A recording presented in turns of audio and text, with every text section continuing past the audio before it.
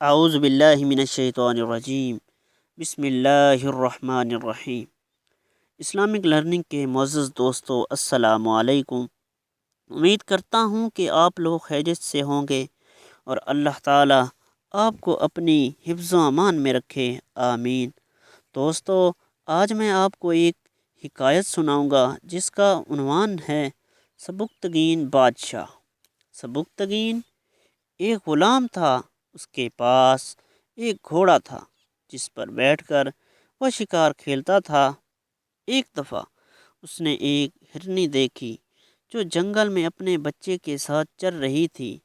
سبکتگین نے اس کے پیچھے اپنا گھوڑا دوڑایا۔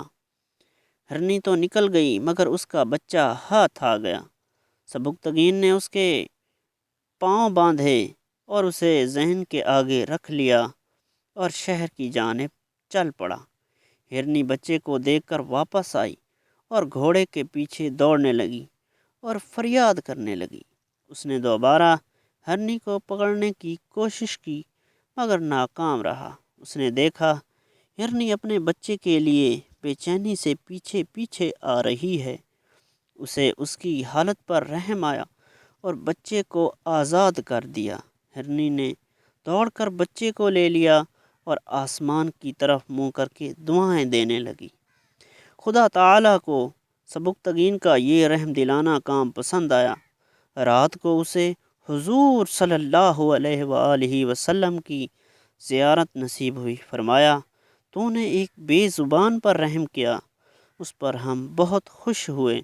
اس کے عوض اللہ تعالیٰ تجھے بادشاہی عطا کرے گا، اور یاد رکھنا جس طرح تو نے اس جانور پر رحم کیا اسی طرح اپنی رعیت پر بھی نظر کرم کیا کرنا اور ظلم و ستم سے باز رہنا۔ تو دوستو، یہ تھی آج ہماری چھوٹی سی ویڈیو۔ امید کرتا ہوں کہ آپ کو یہ ویڈیو پسند آئی ہوگی۔ اللہ حافظ۔